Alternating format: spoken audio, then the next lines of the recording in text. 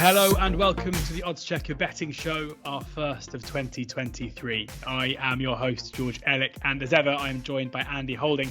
Coming up on today's show, we'll be focusing on this weekend's racing at the Cheltenham Trials Day, including the rearranged Clarence House Chase. And later in the show, our festival focus begins, starting this week with the Supreme Novices Hurdle. Before we tackle your Twitter questions for Andy Holding, including his each way anti-post Lucky 15 for the Cheltenham Festival. Andy, it's great that we are back here doing this. It's great that the weather has seemingly finally turned and we're going to get some top quality national hunt racing over this side of the Irish Sea. Absolutely, George. Yeah, and a lot has happened since we last did a podcast together. Plenty of horses, particularly over in Ireland, have threw their cap in the ring and changed the dynamics of a lot of the anti-post races at the Cheltenham Festival. No doubt this weekend as well will also be a similar scenario with lots of toings and throwings in the betting jungle. I'm actually going there on Saturday myself. I always try and go to Trials Day because I think it's one of the most important meetings of the season. And I think after this weekend and next weekend, of course, what happens over in Leopardstown, we should get a clearer picture of where a lot of these horses are going to be going in another month or so time. Yeah, we absolutely should be. For those who don't follow your column, Andy, you know, even when we're getting racing abandoned everywhere over the jumps, you're cracking away with the all-weather stuff. How's January been? Has it been okay? An okay start to the year? Yeah, one or two bumps in the road. My weekend seemed to be my biggest stumbling block, George, which I suppose kind of tells its own tale in the sense that it's the most competitive racing and you tend to look for value and you can come unstuck quite quickly if you're looking for the sort of 7 or 8, 10 to 1 chances. But I must admit my sort of like bread and butter, day in, day out, week, work a day week stuff has been okay. You know, I've been finding 2s and 3s, not on a regular basis, but there's been days when, you know, I've put 2 up and both have won and kept the wolf away from the door. So I am in front for January, not by a huge amount, but we should get through unscathed. And hopefully when the weather clears up a bit and we get some better ground to run on, one or two of the jumpers, particularly on the weekends, will start performing according to the figures. Because I do find on heavy ground, you can get some funny results. Yeah, absolutely. Well, we've got 9 races at Cheltenham for you to look forward to, Andy, on course on Saturday. And we're going to get into them now. Do go and download the oddschecker app where you can find the best prices, bookie offers, free bets, and the best place terms as well. And Andy's tips, including other tipsters, straight to the app. So do go and download that. It's just the 2 of us today, but there are 9 races we're going to get through before we do cast our eyes further ahead towards the Cheltenham Festival. But we're going to start off with the juvenile. The Triumph Trial over just an extended 2 miles, where Comfort Zone is the 9-4 favourite ahead of Jupiter de Gite at 3-1, Dixon Co 4-1, Scriptwriter 4-1. Looks kind of a 4-horse race here with 25-1 bar those. Fair each way angle though, with just 8 runners as it stands at the moment, but you would think 1 or 2 may come out by post time on Saturday. Your kind of race this one, Andy, you know, promising horses with a couple of runs under their belt, and hopefully your speed figures can tell us who should be coming out on top. Yeah, well, if you follow just pure numbers, there's only really a couple of horses, 2 or 3, that can win this race. It's a division that's yet to really catch fire as such. You know, we have Lossiemouth, who's been a short price anti-post favourite for this race. And gradually worked her way down to 11.08 after winning first time out at Fairyhouse back in November. She did nothing wrong at Leopardstown over the Christmas period, and she sets a really good standard. Blood Destiny, Willie Mullins' other main representative, did his Triumph Hurdle credentials no harm by winning very easily the other day in a fast time, and those 2 set the standard. But sandwiched in between them is the horse of Joseph O'Brien's, Comfort Zone, who runs here. Very much perhaps with a view to coming over here and running in the Triumph. Other than getting beat by Lossiemouth early on in the season, I don't think he's done a great deal wrong. He improved on that run to win the finale juvenile hurdle at Chepstow, which is always a good test. The time figure was very good, and I like his attitude. There's nothing to fault him in any way, shape or form. Joseph won this race before with Fakir Duduris, who was a similar type prior to going on to course run well. Not in the Triumph, but of course in the Supreme Novices Hurdle, if you remember. I think he finished 4th, didn't he? He does actually, however, face quite a stern test, not only in upholding the form with Dixon Cove, but also up against Jupiter de Gite and Scriptwriter, who are two of the best horses we've seen so far this side of the Irish Sea. I'll deal with Jupiter de Gite first and foremost.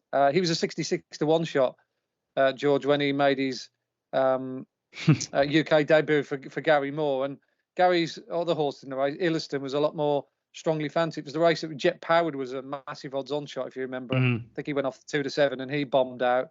But to be fair to Jupiter de Gite, he didn't win, in any way, shape or form in a fluky manner. He went off in front, did it the hard way. They joined him and he went away again. Its time was good. It proves that he stays a well-run 2 miles really well. I'd imagine that they'll make the running with him and he'll make this a proper test on Saturday. So you're certainly going to know you've been in a race with Jupiter de Gite in a race. I don't necessarily think Scriptwriter's quite has done enough yet to warrant him being talked about in a Triumph Hurdle sort of mould at the moment. I think he needs to come through Saturday with flying colours to be in the sort of regions of Lossiemouth and Blood Destiny. I don't think he's quite good enough. So that leads me on to Dixon Cove, who's I think, is it top price? Have I seen 4 to 1 for this floating around, George? Yeah, Dixon Cove 4 to 1, best price currently. That's with William Hill, as short as 11 to 4. Yeah. As short as 9 to 4 elsewhere. Yeah, I think the 9 to 4 is right, but I think the 4 to 1's wrong. She was closing in, hoofbeat by hoofbeat, against Comfort Zone at Chepstow last time out, and with another probably 20, 30, 40 yards, she would have got up and won. So with that in mind, given that we're running over the new course, of course, this weekend, which is the Triumph Hurdle course, that long run between the second last and the last end and that punishing climb to the hill, I think will really suit Dixon Cove because what I've seen of her, she stays really well. And if we're thinking that Jupiter de Gite is going to make this a severe test, it's going to really play into her strength. So I think the form horses are Comfort Zone and Dixon Cove, based out of that Chepstow run. And of the two at the prices, if you can get that 4 to 1, I think Dixon Cove is definitely the way I'd be leaning. Dixon Cove, yeah, 4 to 1 best price, as we say, with William Hill. Although it's amazing how often this happens. And apologies to the listeners and the viewers. They've just gone 100 to 30 as we've been speaking. So someone else has seen that 4 to 1 and has taken it. 7 to 2 still about, though. That's with 10 bet and live score bet. 100 to 30 with Sky Bet Hills and a couple of others too. Obviously a big discrepancy with the 9 to 4 about Comfort Zone, and as Andy says, Dixon Cove closing with every stride last time. Scriptwriter, I had the unfortunate luck of being beaten by Scriptwriter about base note at Wolverhampton a couple of weeks ago, and I couldn't really believe it when it was Scriptwriter who popped up because there was nowhere else for Milton Harris to run in, so sent him off to Wolverhampton, and he ended up winning at 11 to 1 over a mile and 4. And then next up is. Did base note win next time? It did, yeah, and I wasn't on. Oh, there we go. Story of your punting life, isn't it, that, George? I know. Well, we've got a couple of quite good anti-post football positions I can tell you about after recording, but we'll get to that. On then to the second race on the card, and we've got the Timeform Novice Handicap Chase over an extended 2.5 miles. Fire Dancer is a 3 to 1 favourite ahead of Unexpected Party at 9 to 2. Stage Star 5 to 1. Ballymore is 8 to 1, as is Malinello. 11 to 1, That's All Right Gino. 16 to 1, Panic Attack. And then 18 to 1, Bar Those. 11 runners as it stands now. Sky Bet do go a 5th to 4, Andy.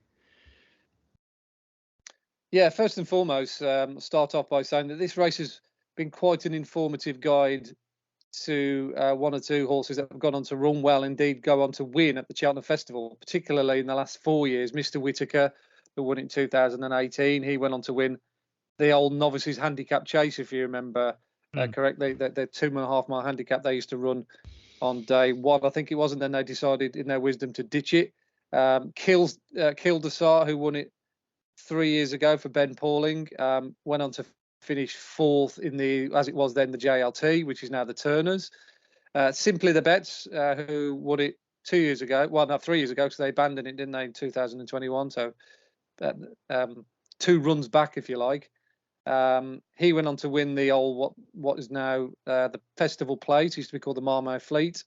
He won it with Simply the Bets.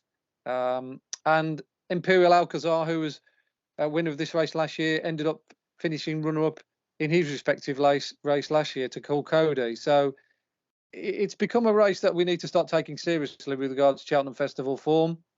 It's a really competitive affair, as you can see by sort of like the betting.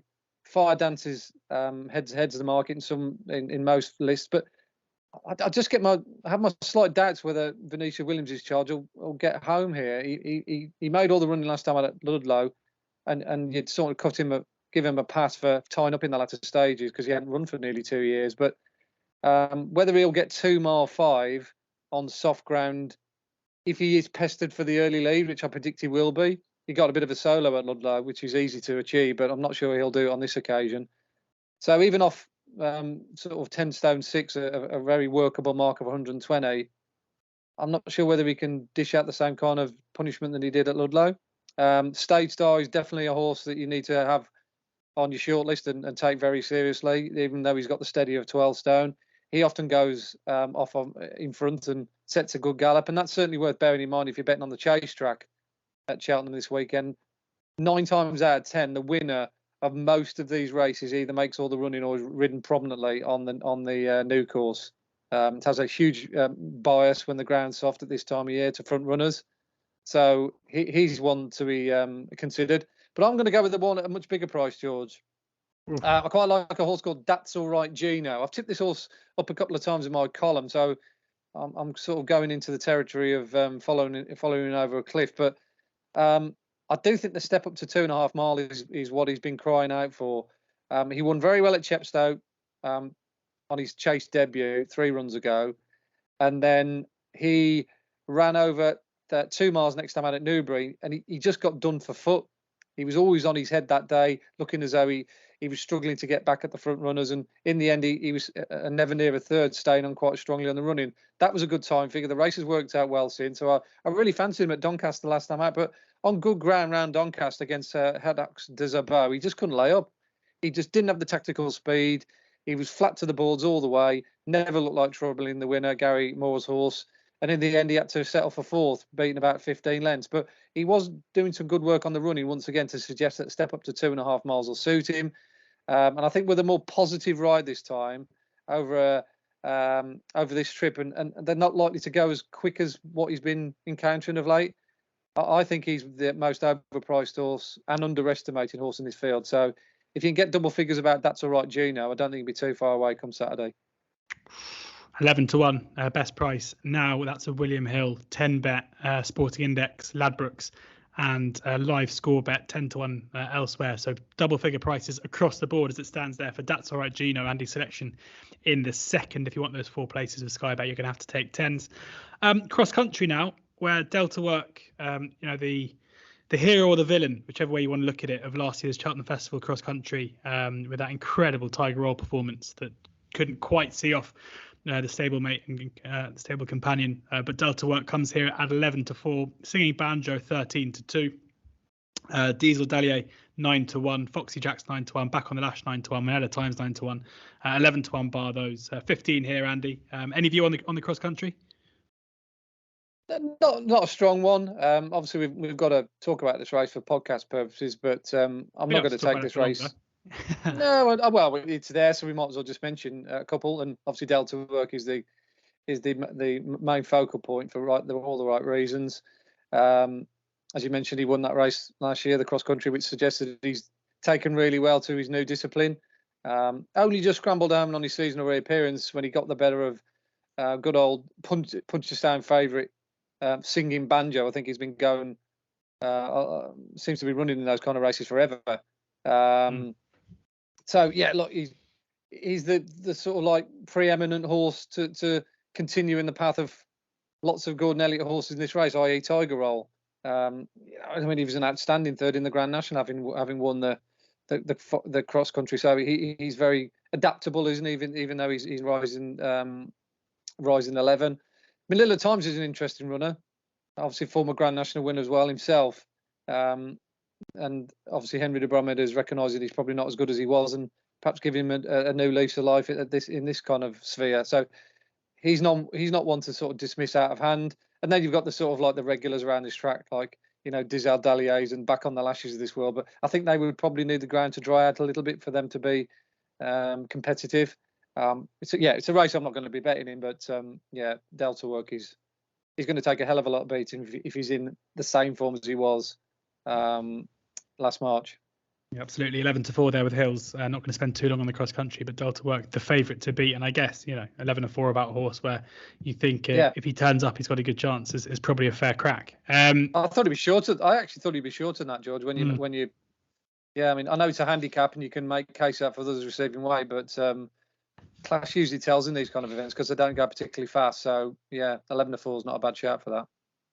On to the Clarence House now, the rearranged Clarence House here, now taking place at 120 at Cheltenham. There were just 3 runners. Now we have 6, which is good news for everybody, I guess, apart from the Tizard camp who thought they were going to pick up some easy prize money with Amarillo Sky when there were just 3 of them turning up. But Energumene, I mean, the price of the top 2 basically remains the same. Energumene 8-15, Edwardstone 2-1. Editor Dejit might serve up a bit more of a challenge to those 2. At 12-1, Fernando Savola 50-1, Amarillo Sky 66s, and Sizing Potsy 150-1. So 8-15, 2-1, the top 2. Andy, is that about where you have the 2 of them? Absolutely, yeah. There's no way you can suggest that there should be any closer in the market. Energumene's a champion chaser. He's proven himself at this division for the last 2 or 3 seasons. He's pretty much bomb-proof. The only time he got beaten in recent times was in that Herculean race between him and Shiskin. And he turned the form around in no uncertain terms at the festival in March. Since then, he's been unbeaten. Punchestown, of course, on his seasonal reappearance in the Hilly Way, which was a bit of a non-event, really, to be honest. But it proves that he's still in full working order. And it's interesting that Willie Mullins is still prepared to roll the dice a week on after this race was lost through its original target and venue at Ascot. He could have easily thought, oh, well, I'll wait till the Dublin Racing Festival, etc. But no, he's still coming over, and it's even more in his favour in many respects because he's actually at his happy hunting ground at Cheltenham. Not saying that Ascot doesn't play to his strengths, but he did get beat there, whereas at Cheltenham, as he proved last year, he's fully capable of going up and hill and down dale. Edwardstone obviously represents the Arkle form. That unseated ride the other day was a little bit alarming. He has made mistakes in the past, and you do think, well, hopefully that won't start creeping into his game. Now he's made it to the very top table. But look, he'll give Energumene plenty to think about. He'll keep him honest, but I don't think he'll beat Willie Mullins' horse. And at least we've got some other horses as well in this race to make it a bit more of a spectacle than it would have been at Ascot. And the ones that have been added to the race as well, George, at least they're all likely to make a good solid pace. Eddie Gudegis, we saw at Kempton, he goes off in front. Amarillo Sky, he's a front runner. Fernando Savola as well, he likes to race, Andy. So it's good news for both Edwardstone and Energumene in every way, shape or form that they're going to get a truly run solid race and it isn't going to be messy. Yeah, indeed. Energumene there 8-15 ahead of Edwardstone. So no bet really in the race. Just no bet, but yeah, again, I find it very, very difficult to move away from Energumene, but it's not the kind of horse that I usually bet on a regular basis. On to the 150 now. The Handicap Chase over an extended 2.5 miles, where Il Ridotto and Fugitive are the joint 5-1 favourites. Your Darling 9-1. We need Ed Quigley on the podcast to talk about Your Darling, one of his specialist subjects. I'm sure he'll be backing Your Darling at 150. Brave Siska is 10-1. Carl Philippe 12-1. Silver Hallmark 14-1. Guy 16-1, as is Nocte Volatus and Now Where or When, and Felix Way 16-1 as well, and Simply the Bets 20-1 bar those. Andy, competitive in numbers, George, this, but the more I look at it, the more weaker I actually think it is. It's definitely weaker than the race that Il Ridotto was fourth in last time, Abbey on Midnight River. So you could argue that he sets the track or course and distance form standard based on that run, and I see he's got cheek pieces on for the first time as well, just to kind of like focus his attentions a little more. Your Darling, I'll represent Ed on Your Darling. I've got a bit of a theory with him. I think he's a very, very good horse, perhaps just short of top class when he's fresh and he hasn't had a run for a long time. But I did notice that he pulled up in this race last year, or the Novices Handicap, at this meeting last year. and that came off the back of a run over the Christmas period, and that's exactly what he's got to try and overcome again.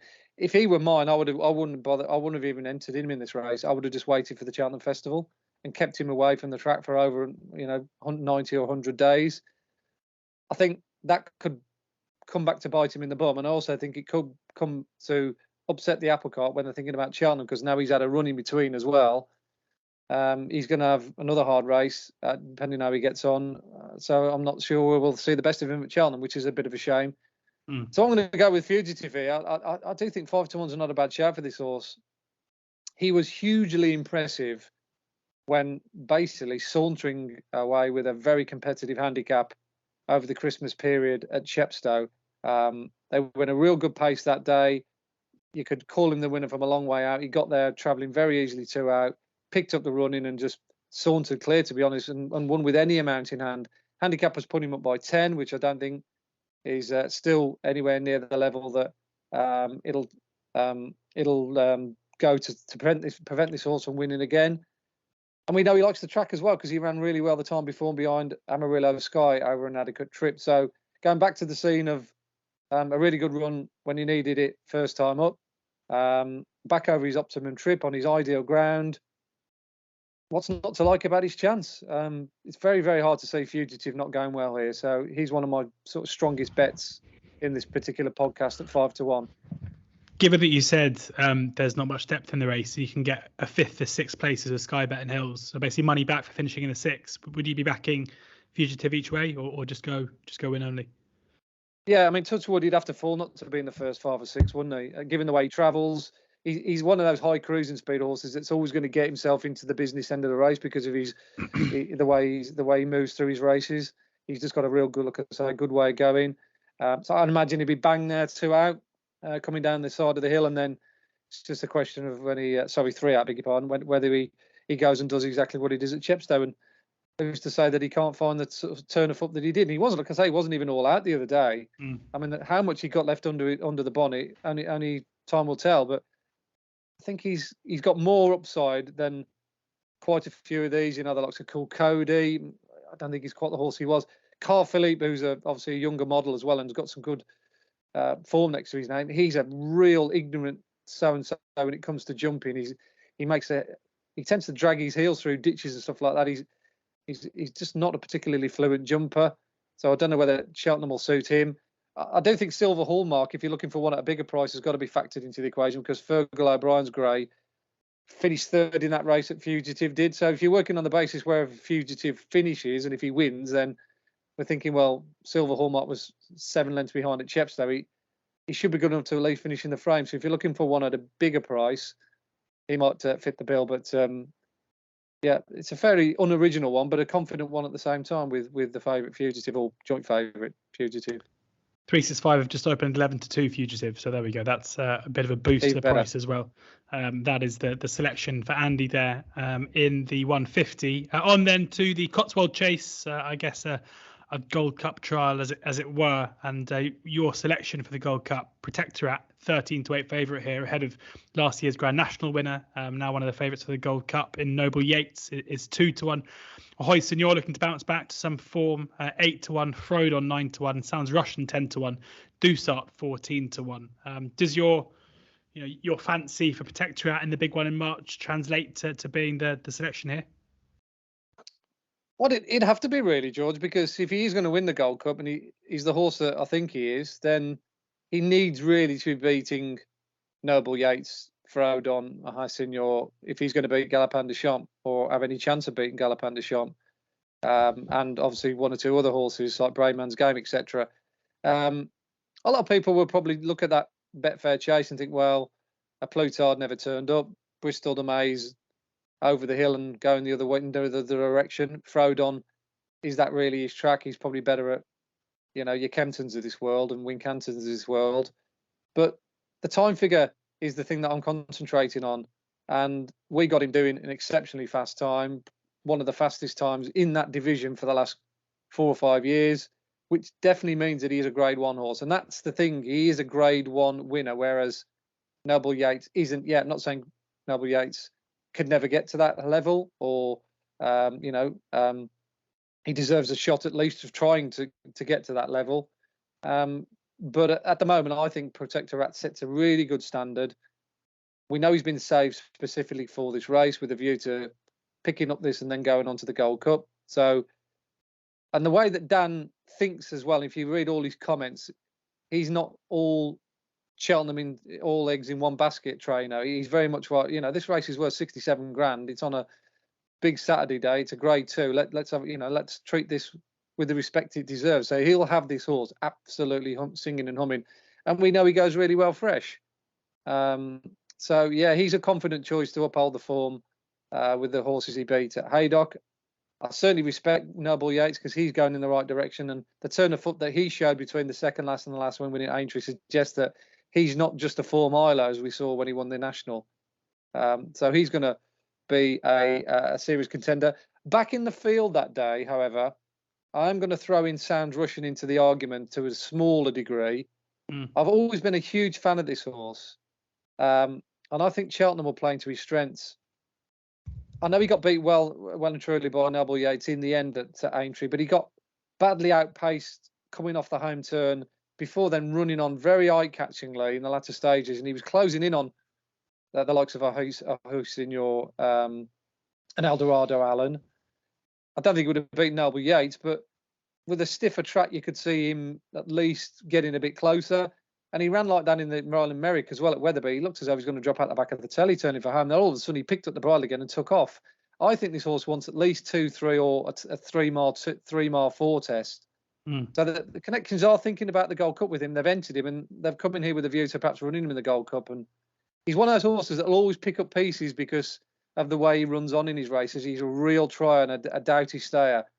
So if this race falls apart and perhaps 1 or 2 don't run up to their best, you can bet your bottom dollar that Sounds Russian will be there to clean up the clean up the scraps off the table. So was it 10 to 1 top price for him? 10 to 1, yeah. I'd probably just have a little cover bet at that price, with a view to not wanting to leave him out of any equation, because I think he's a very good horse, Sounds Russian, and I think he'll get his day. He'll win a really, really big pot in a graded race one day when they go an absolute proper gallop over 3-mile 2+. The 365 you can back Sounds Russian 11 to 2 without Protectorat at a quarter the 2 places. So that's finishing in the 3 if Protectorat gets there. That's probably not a bad shot. That's another way of getting the best out of the Sounds Russian project. And then if you are a fan of Noble Yates, then you can back Sounds Russian just win only 5 to 2 without the top 2. So just taking on Dusart, Huissignor and Froden. So a couple of possible ways of playing that. Sounds Russian. The saver, I guess, with Protectorat, the selection at 13 to 8. On then to the 3 o'clock, 3 more races to get to on this 9-race card before we have a quick look ahead to Cheltenham. And Paisley Park is a 5 to 4 favourite here ahead of Gelino Bello at 4 to 1. Dazzle Drasher 4 to 1. Botox has 11 to 1. Molly's Oddie's Wishes 12 to 1. 7 runners here, 40 to 1 bar. And despite Paisley Park's stunning performance last time out, still maybe not really being respected for the stayers, still 10 to 1 for the stayers, but you think another performance like that back at Cheltenham could see that price go pretty quickly. Well, it's only probably the stats that put you off Paisley Park from winning the stayers, really, or being a player in the stayers. I mean, 11-year-olds or horses in double figure ages tend not to win the stayers. I think you've got to go back to, was it Rose Ravine many years ago, probably even back in the 80s to find the last horse that won the stayers with a double figure age. So it does tend to put you off that a little bit. But Paisley Park's no ordinary 11-year-old, is he, George? No. He's just an amazing animal. I can imagine that Emma Lavelle Connection still can't believe what he's offering now at this ripe old age. He seems as better as ever. I'm not saying he's better than ever, but he's just as good as what he has been. And look, let's face it, this division is in a little bit of disarray. Flooring Porter hasn't looked the same. He looks like he might miss Cheltenham. The horse I put up, Anti-Post, Home for the Lee, unbelievably. He's worked himself down the front end of the market. Second favourite, Blazing Car, hasn't been seen for over a year. Exactly. I said to you, when we've discussed this race in podcasts already this season, it was a division that you needed to take seriously from a betting perspective, because if you latched onto the right horse, you could get yourself into a good position. And I wouldn't want to be dismissing Paisley Park completely out of winning another stayers. just because it's him. I mean, he does extraordinary things. Remember this race last year? I was there in the stands, and when he jumped off, and he must have been 20, 30 lengths behind. And I turned to him, actually, I was with my mum, and I said, oh, God, they need to be thinking about retiring Paisley Park. He doesn't want to even start or line up. And lo and behold, about 6 minutes afterwards, he smothered my face with a massive custard pie. So, look, you know, you dismiss him out of hand to your peril. Well, I'd back him at 5-4, given what he can potentially do, i.e., you know, throw in a bad run. He's probably not for me, but look, I totally respect him, and he's one of the stalwarts of the game. And I think a lot of the race goers that go there this weekend, me included, I think there'll be 20,000 plus there.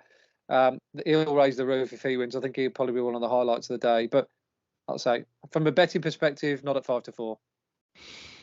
Who would you be backing if you had to take Paisley Park on?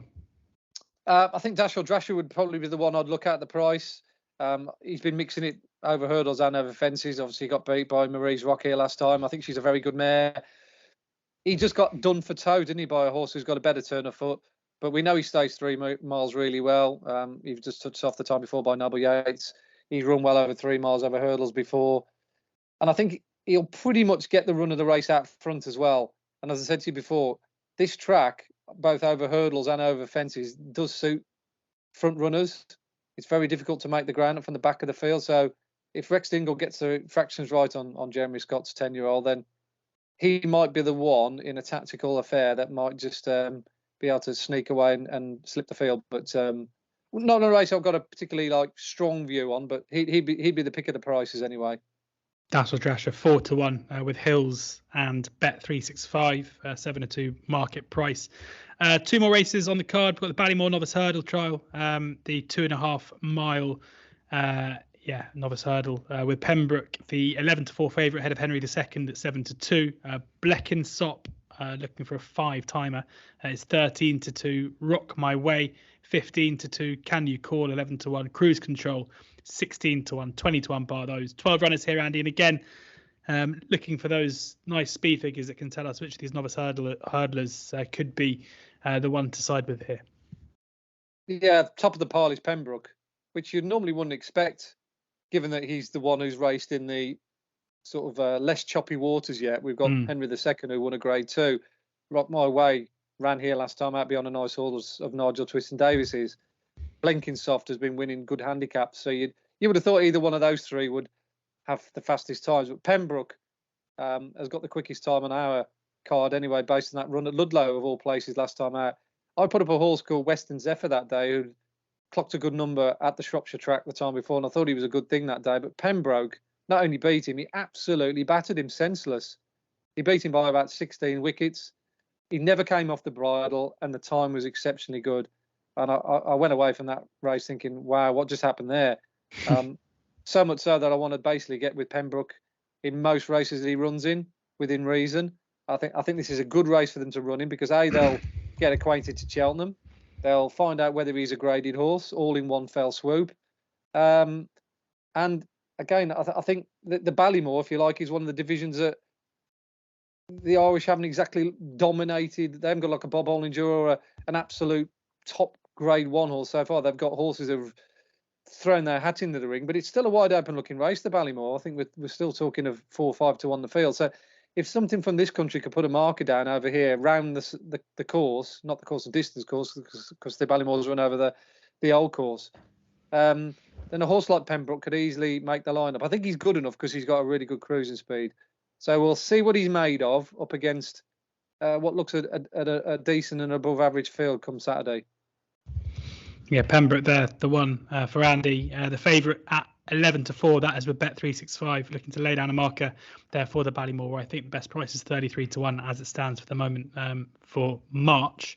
Last race on the card, handicap hurdle over 2 miles. Punctuation is the 9-2 favourite ahead of Mai Tai at 5-1. Hacker de Place is 11-2, sorry.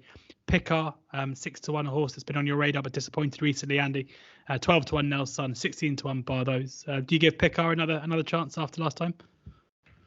I'd have to, really, because I was of the view that he was a very well handicapped horse going into that race last time at Newbury, based on his victory at Chepstow the time before, a race which of course worked out incredibly well. Hullenbach, who was second, he went on to win a listed race next time out at Haydock, beating the Meehan Line, who then finished second in the Tolworth.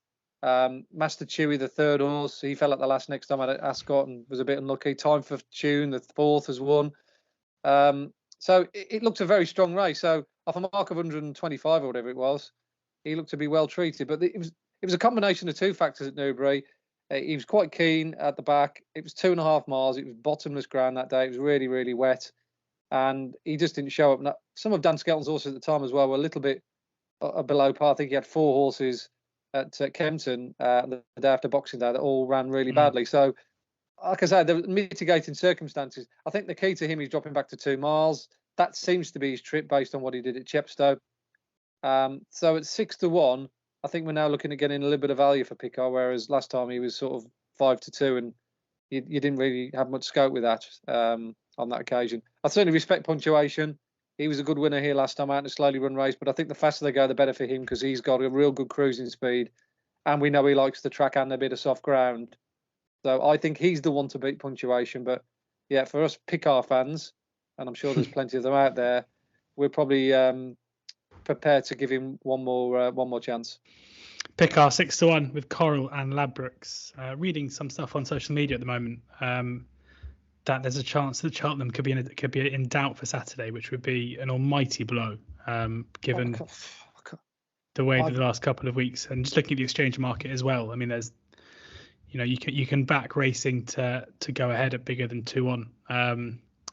We'll see. Hopefully, I'd be shocked unless there's. I mean, looking at the forecast, we're talking 8, 9, 10 degrees in the middle of the daytime. I mean, you go out here now and all the frost, which was embedded into the ground. Well, it was embedded into the ground a week ago. Now, it's just muddy up to your eyes. It's back to normal. So Cheltenham have got 2 more days for that thaw to come fully out of the ground. Obviously, there's going to be certain areas where it could be a little bit patchy even now, but I would be astonished, I must admit, if that's off. Well, fingers crossed. Yeah, that things are okay, and we see in the coming hours, and hopefully by the time you're watching or listening to this, there is no danger of Saturday being off, because that would be an almighty blow after the couple of weeks that we've had in the game. Very much so. So that brings our Saturday preview to a close, but it's time for our first ever festival focus, where we start looking ahead to individual races in March for the Cheltenham Festival, and we're going to start with the first race of the whole week. It is, of course, the Supreme Novice Hurdle, and Facile Vega is the 10-11 favourite. That 10-11 is standout with Bet UK, 4-6 and 8-11 with most firms. I think Bet UK sticking their neck out there trying to get a bit of business in, so we fancy that 10-11 head over there. Marine Nationale is the 5-1 second favourite. Rare Edition 14-1. Tamaris 14-1. Impere Pass 20-1. Gaelic Warrior 20-1. Irish Point 20-1. High Definition 20-1. Chasing Fire 25-1. I mean, of those I've just mentioned, you'd think a majority probably won't be heading to the Supreme. I think a fair few are going to be swerving Facile Vega at any cost. Willie Mullins has said that he might be the best he's ever trained. Some question marks over the jumping last time seen over hurdles. But Andy, how do you see this market as it stands? Yeah, it's hard to disagree with the bookmakers, really. I mean, you could be in a situation whereby if he wins at the Dublin Racing Festival and a lot of these others see pointless taking him on, where we're going to get a very, very small field, and he could go off 2-5. Obviously, there's still plenty of water under the bridge between now and then. Things can change, but as it stands, he's looked fairly dominant in his division. He did last year when he was in his bumper category. He just stood out like a sore thumb. The times he clocked prior to Cheltenham were good, and of course he went on to justify that winning on ground that he probably didn't appreciate. His time figure when he won last time out at Leopardstown was right up there with Grade 1 level, i.e. what Marine Nationale did in the Raw Bond, and with the potential of more to come if he can sharpen up his jumping here, there and everywhere. He's a formidable opponent for anything at this level. He's just a very, very strong galloping horse. He's a brute, isn't he? He's just a relentless galloper. He hasn't really got necessarily a turn of foot as such, but he can go a gallop and maintain it for a long time. He's a bit different to Constitution Hill. I think the big question is what will happen to him next season, presuming he goes through the ranks as expected unscathed. Does he go over fences, or does he go down the Constitution Hill route and go down the Champion Hurdle scene? So yeah, he's a very, very exciting. But if he goes chasing, then there's every chance he could bump into Constitution Hill in novice chases. Who knows? Yeah, and then he'd be taking on a proper. That'd be you go a million miles to see that race, wouldn't you? Yeah. The thing is, I just think it's such a weak division over here in general. I don't think we've seen anything in particular other than Rare Edition, who won in quite a good time at Kempton, that suggests that we've got anything to worry the Irish. Even Tamaris, I thought his picture in the Tolworth was fairly substandard, and he just doesn't look the type that will win the Supreme to me. I don't think he's quick enough. So yeah, I think the Irish have got this, like they often do, very much by a stranglehold. I mean, if you're an each way maggot, then you'll look to Marine National each way, because at least he's won a grade 1, and he's going to go there. He's calling him maggot. So yeah, it's just a race. It's very, very difficult to see beyond Facile Vega, and he'll definitely run in this race as well. I don't think there's any danger of him stepping up in trip. Facile Vega there, 10 to 11 with Bet UK. The way to play this one, Betway also go 10 to 11 too. So those are the two firms you want to get onto if you want to back Facile Vega at this stage at 10 to 11. Before we let you go, Andy, just got a couple of questions from those who tweeted us with 2 questions ahead of the festival for you, starting with Elek. What's the lay of the festival from all the short price favs? The lay of the festival. No, that's. I must admit, I haven't done a huge amount of homework. I should have checked that out. Lay. I'll just quickly go through. So we got the short ones. We've got Facile Vega odds on, not that one clearly. John Bon. We've got Constitution Hill for the Champion Hurdle at 4 to 11. We've got.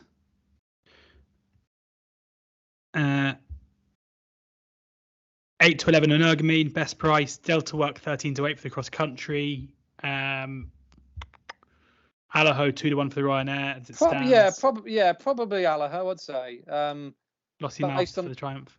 Yeah, I don't really want to be posing Lossiemouth, particularly at a rush. I'd probably say Allaho, based on the fact that we haven't seen him, and it's the preparations that he normally has haven't quite come to fruition yet. He's had a run. He had a run at Thurles last year. He had a run in the John Durkin the year before. Look, I'm a massive fan of Allaho, but the vibes aren't particularly strong at the moment. And if Blue Lord does put a marker down by winning over 2 mile 1 at the Dublin Racing Festival, then presumably he'll go out of the Champion Chase category, because an Ergamin's in there for Willie Mullins, and he runs in the Ryanair. He's going to be a serious opponent. Then you chuck in the likes of potentially Shishkin, Fake Duduris, and 1 or 2 others. At this very moment in time, I think he's the most vulnerable of the ones that we talked about, because your Facile Vegas, your John Bonds, your Lossiemouths, they stand out in their category. And like I say, they've done figures that make them quite difficult to oppose. If none of them have done any times yet, I'd say, oh yeah, that's done nothing, that's rubbish. That we'll get that beat. But John Bond's done some fantastic numbers. Facile Vega's done good numbers. Lossiemouth has. So yeah, it'd probably be Allaho out of all the short ones we mentioned. Allaho the lay at this stage for Andy. And finally, Des asks, has Andy got an each way lucky 15 for the festival? Cheers. Well, I've put up quite a few horses along the way. Several of them aren't necessarily each way prices now. I think Impervious is probably the best position we're in, having tipped her before she beat the boys the other day. She looks like a serious opponent for Allegory de Vassy. I think that's one of the great head-to-heads of the entire festival, that mare's chase. So there's a bit of spice in that. She's now trading at sort of 2 to 1, 7 to 4. So if you're looking for an each way, looking 15, you wouldn't want to necessarily be putting her in. I'd suggest I'd stick with the horse that I'd put up for the Albert Bartlett, Hidden Valley Lake. He's still available back at 11 to 2. He looks as though he got some decent competition now in the shape of Embassy Gardens and 3-car Brago. Put down decent markers in the last week or two. But I really like him. His court victory was very eye-catching on the clock, and he looks the kind of horse that will go that will run over hot coals for you. I'd suggest a real whacker. A horse I tipped the other day for oddschecker in the Brown Advisory. Some people can't quite work out why this horse is towards the head of the market. Well, his time figures have been exceptionally good, so that's one of the reasons why I do think he deserves to be 5-1 or 6-1 top price for the Brown Advisory, and that seems to be the way that they're going with him. Again, I'll stick with Protectorat in the Gold Cup. I still think he's value as well, George. I'm not just like putting him up now to add on what I've already said. Look, what did we tip him at? 10-12-1 last time. He's still available. He's still nines now. Before the weekend comes and goes, so I'd probably stick with that. And I'll just throw in one more for you as well, because it's difficult to do the handicaps. I'd love to put up like an each way multiple for the handicaps, but haven't quite got that far yet because we haven't got the entry stage. I do think there's one that's slightly overpriced in the Mare's Hurdle, not the Mare's Novices, the Mare's Hurdle, and that's a horse of Dan Skelton's that won at Kempston the other day, won the Lanzarote Hurdle, West Balboa. Now, she runs in the same colours and is owned by Roscana Connections, who won the Mare's Hurdle several years ago. I think picked up the pieces when the Mullins horse fell at the last course. Annie Power, we all remember that. But look, Roxana rocked up in those big grade 1s, grade 2s at Aintree over a decent period of time. And I'm not necessarily saying that West Balboa is the natural successor to that throne for the stable, but I love the way she got it done in the Lanzarote. That was a proper gallop. There was 20 odd runners, only 4 finished, so it was very much the survival of the fittest, and she stayed on really strongly. I think she's better than the current market suggests that she is, 33-1, and the fact that she's got an entry for the Mare's race wouldn't surprise me if Connections roll the dice and ran her in that, because maybe handicaps might not necessarily fit her bill.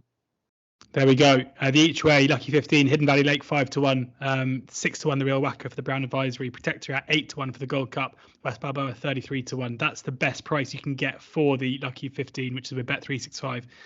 The each way Lucky 15, all of them are 5th to 3 there. Thanks very much to Andy for sharing his thoughts, and make sure you don't forget to sign up to the brand new Cheltenham Super Service in the build up to the festival.